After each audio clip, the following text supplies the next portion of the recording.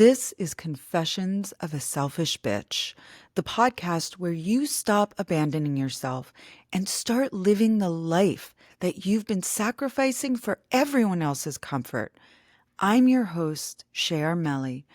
After decades of watching thousands of women shrink, dim, and call self-sacrifice love, I learned the truth. Choosing yourself isn't selfish, it's sacred. Here, we get honest. We talk forgiveness that actually frees you, responsibility that empowers you, and the shadow work that changes everything. Take a breath, and let's begin. Hello, my darling friends. Welcome. I am so excited. This is my third full episode that I'm recording, and I feel like I'm kind of starting to get my stride a little bit. So I have a confession. Well, this is Confessions of a Selfish Bitch, so I guess it's all just one big confession. But really, I was studying and practicing and even teaching yoga and personal spiritual growth for a good 15 years before I ever actually started practicing. The interesting thing is, I didn't know that I wasn't actually practicing. I thought I was, and I had all good intentions to be, but this kind of goes along with the belief and, dare I say, truth that everything up until a certain point of life is gathering information, gathering experiences, that we then have the opportunity and autonomy to be able to make choices that actually lead to change. So what happened 15 years in to my study, like deep committed study of yoga, Buddhism, the mystics, personal growth, all of the things, to actually realizing that I wasn't practicing, but then I shifted into practicing. So I was going into my second divorce. Yes, divorce number 2. And it was one of the, if not the, lowest point of my life. And this is where the practice began. The point when I realized that I was the common factor. The point that I said, it's me. Because it's true, right? I was the common factor. I had 2 ex-husbands now, and trust and believe when I say that there were so many behaviors on their part that had I chosen to hang my hat on those behaviors and spend my time pointing fingers, well, he this, and this is why I left, and this is why it didn't work because of him, he this. I would have had everyone around me agreeing and supporting my perspectives, and I would have stood firmly on the side of righteousness. Now, there's a few slippery slopes that happen here, and let me preface this by saying, doing a true practice of personal growth and spiritual growth, you know you're doing it when it's cringe-worthy, uncomfortable for you. Now, in 25 years as a yoga teacher, I can't tell you how many people I came across who were like, I love my yoga. It's so amazing. I feel so good and I feel such great peace after. And it's just the best thing in the whole wide world. And it's all just light and love. And there are the people that I look at and I'm like, you're not doing it. Because doing the actual practice, and I'm not talking about what we do on the mat, which is incredibly uncomfortable if you're not practicing in patterns, but that's a whole nother conversation for another day and time. When you are really attempting to grow because you don't want to suffer anymore, right? But I don't know that that's actually a thing. I mean, Buddha says life is suffering. And the conclusion that I came to understand why is because we care and because we love. And as long as we care and as long as we love, we will suffer. And as a matter of fact, the depth of suffering is in direct relation to the depth that we love and we care. When we don't give a shit, it doesn't hurt. There's no pain. We're like, okay, moving it along. But when we really care, it's the worst. The more we care, the harder it is. So I want to make it abundantly clear that when you want to live peace in your life, and I mean true peace, because we can have peace in our lives, right?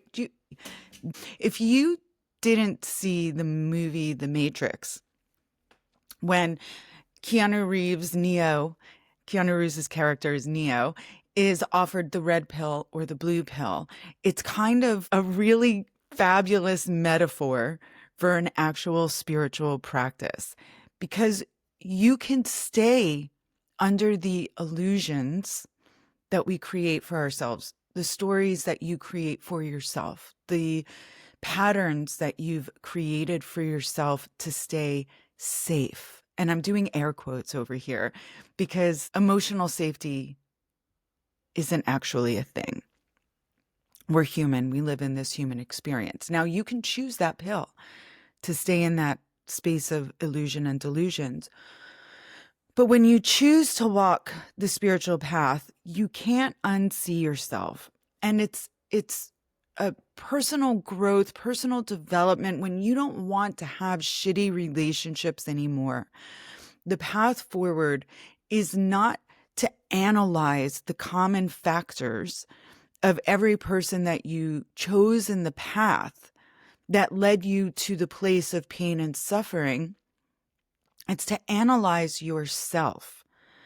People are mirrors for us. It's like, I'll do a whole episode on triggers because it's a major point these days. People running around proclaiming their triggers like now everybody in the world needs to change for your comfort. I'm triggered. You need to change. You need to stop doing what you're doing. Well, maybe those triggers are showing up so you can see what your operating systems are. Are your core values being challenged? Do those core values still stand?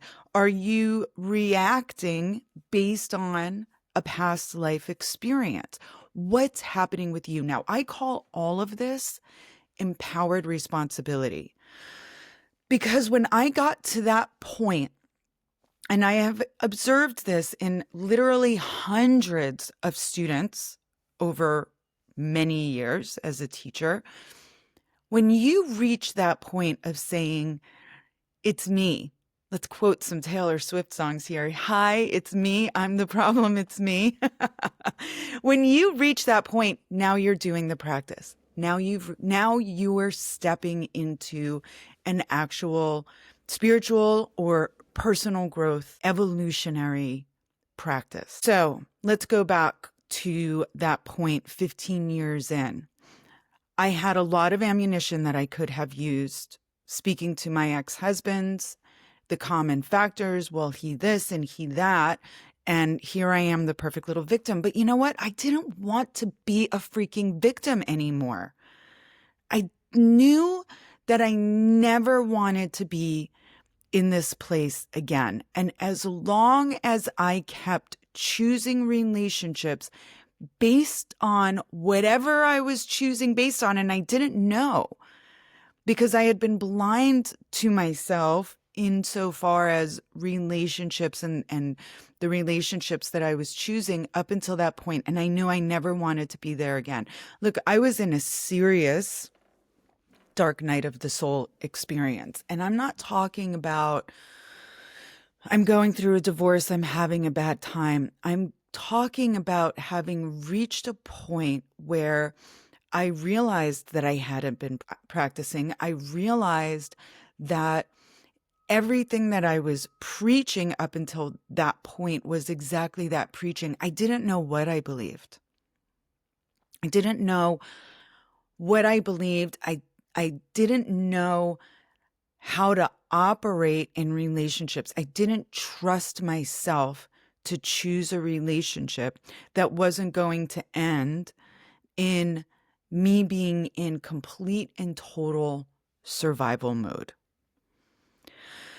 And I had 3 kids. So literally, I would wake up in the mornings and look at my closet and think, how can I go into that closet and how can I disappear and know that my kids will be taken care of and safe and provided for? And it was scary. It was terrifying because my children are my prides and joys of my life. I mean, really, truly.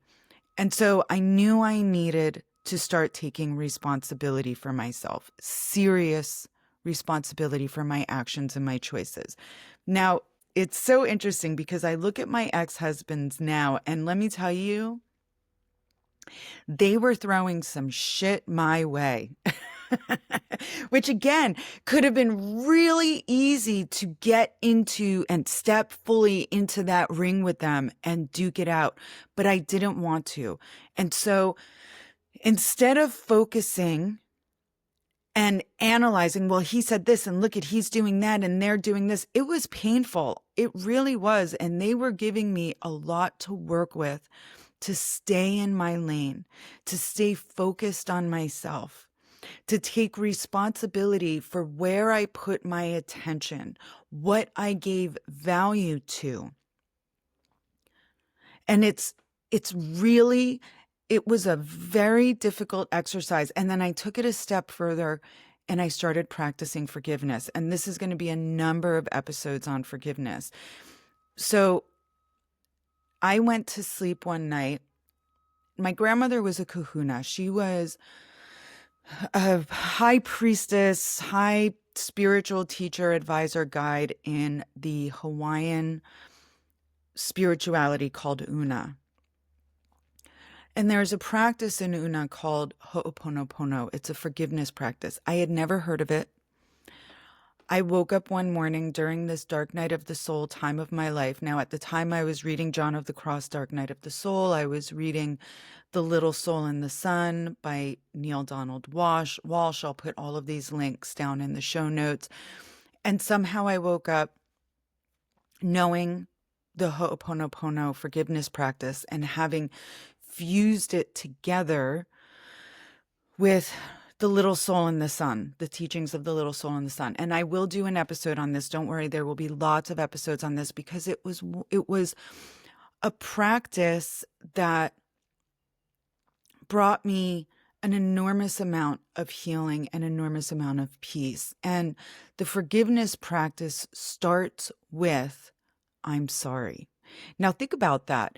Somebody does something really savage to hurt you. Their behavior is horrible. It's hurting you. It is like roasting you out in public, saying terrible things about you. Like, I mean, there were terrible things being said about me to my children. It was really, really horrible.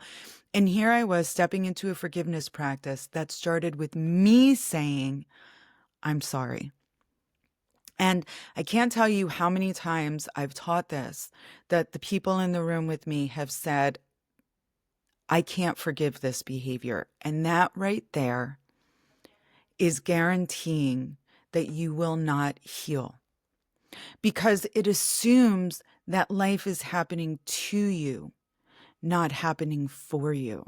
And when you step into a practice of empowered responsibility, you're assuming that everything that happens in life happens for you, not to you. And it shifts you out of the victim role. It heals all of those times when you assume the victim role. Now, when you were young and all of these experiences were collecting that led you into these defensive, blocked off positions of boundaries. And boundaries, we preach boundaries like it's a good thing. Put up your boundaries, establish some boundaries. You're establishing walls to true, intimate, best friend, companionship, love. Boundaries are not healthy in this way. They're not healthy when they are self-protective boundaries that you're putting up based on past experiences. You're punishing the person that you're with now. And I'm not just talking about romantic relationships. I'm talking about friendship relationships, professional, familial, all of the relationships. When you're putting up those boundaries based on past experience, instead of metabolizing those past experiences with courage, now stepping into empowered empowered responsibility and saying to yourself, I've created some behavioral patterns for the purpose of self-protection based on those experiences from my childhood, from my early teen years, from my early adult years, whenever they may have come through, maybe even past life karmic impressions that now exist. And you're applying them into how you operate in day to day. What happens consequentially is you are inviting in experiences that show you that you've created this boundary, this barrier, this wall to your own healing, to your own true peace, not protective peace, but true interior peace. You've now created a boundary to that you come up with justifications for. And it results in continued suffering in relationship instead of taking courageous, empowered responsibility for yourself. It's a lot, and it's not freaking easy, you guys. It's gut-wrenching, and it's hard to see yourself like this, but it is also where you meet your relationships with compassion, with empathy, with honesty, and the potential for the type of relationship that we all so desperately want. It starts first with self-analyzing, not in a way that leads into a freaking shame spiral. There's no shame in being like, okay, so I had these life experiences that resulted in these behaviors, these very deep-seated beliefs that are based in protection, that aren't actually what exists now, but I'm creating justifications by gathering somebody's behavior because that behavior has triggered me. And instead of looking at myself to say, I've been triggered, there's something here to heal, I'm now looking at them and creating an argument on why their behavior is the problem. Now let's pause for a moment here and get clear. There are people who are operating from their own life experiences. We're all operating from our own life experiences that refuse to look at themselves and do continue behavior over and over and over again. That is a hard stop, right? Just because you're practicing empowered responsibility and forgiveness and very committed to your personal growth doesn't mean that you have to continuously eat shit. I want to make that abundantly clear because it's important to understand that. Okay? So moving forward, it's so interesting. I find it very interesting. I want to make this abundantly clear because that period of my life when I started to practice empowered responsibility was when the brand that I was a selfish bitch got slung at me like, oh my God, you guys, it was unbelievable when I started taking responsibility for myself. And as I started to look back in the threads of my life, which is where, the topic of this podcast was born. Most of the times that I was called a selfish bitch was when I was taking responsibility for myself, for my own happiness, and not aligning with what other people wanted me to do. Because usually it's when other people wanted me to engage with them in their piss poor behavior, which would then bring my poor behavior to the surface, my poor beliefs to the surface, and I would get into this mess with them, right? Or engage in a relationship that was working through our shared lower self beliefs, patterns, whatever you want to call it. But when I got to the point where I would say, I can't do that for you anymore. I can't lean into that space for you. I can't literally go to that place for you. I was now a selfish bitch. It really is fascinating when you say time out. I can't keep doing this loop with you anymore. Now you're a selfish bitch. Okay. But I can't stay stagnant in that space with you. Again, this isn't only about romantic relationships, but make no mistake, romantic relationships that we choose as adults, we choose. So if you're in a loop of like, why do I keep getting bad relationships? Why do my relationships keep winding up in this space? It's a loop that you keep choosing. And what's the alternative? So what? You're going to end one relationship to go and get into another relationship with another person that starts with, it's so perfect. This is the perfect person for me, until things start to get real and the truth starts to come forward. And there you are in that loop again. So instead of perpetually looking at what's outside of yourself, taking time to compassionately and with kindness and without irrational expectation, take pause and look at yourself and say, how am I contributing to this disharmony that exists in this relationship? Again, not only in your personal relationships and work, definitely in family, absolutely in friendships, but sure, romantic relationships are where it will show up the most. So instead of immediately going into what that person is doing that's hurting you so profoundly, pausing, and I want to make this clear too before we pause this episode. Just because you stop and say, okay, what am I doing? How am I contributing to this? Doesn't mean an answer is going to become clear right away. It takes time. It takes practice. I found journaling helps immensely. I got a lot of clarity through journaling. Meditating, not thinking, but meditating, just focusing on your breath, right? I put a mini episode up with my foundational meditation practice, just giving yourself a mental break. That space that is created in your mind in meditation that stops the loop of thought is where clarity comes through. When you are just brain dump journaling on a page and not thinking about what you're going to write, you're just brain dumping, is where clarity can come through.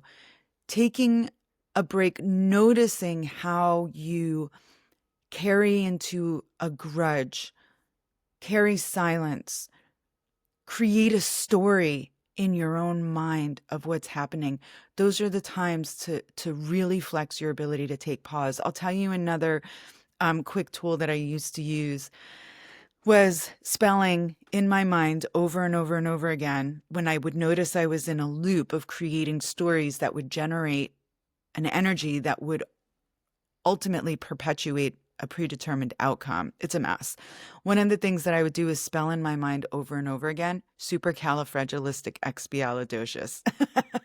It's silly, but it works because who the hell knows how that word is actually spelled? I mean, it's not even an actual real word. It's kind of like a meaning of gibberish. It doesn't matter, right? Just spell the ridiculousness in your mind. Recite a prayer.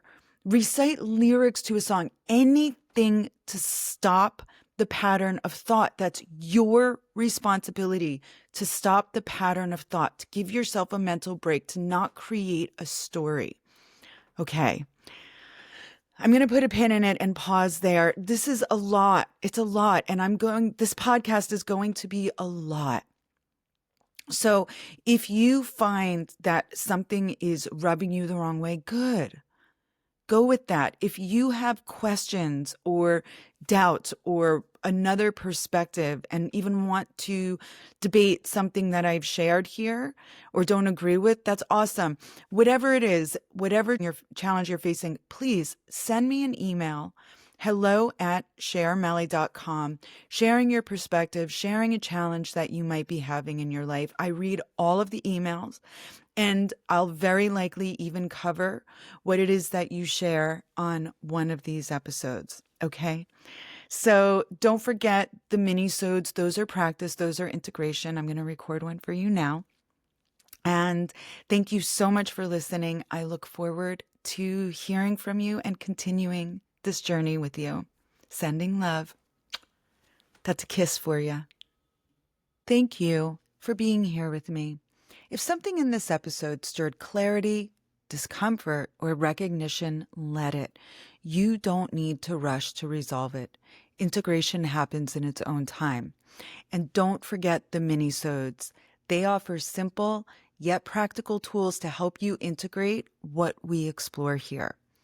Now, if you're navigating a season of transition in relationships, identity shifts, or decisions that call for clarity, grounded perspective, and honest reflection, I do work privately with a small number of women.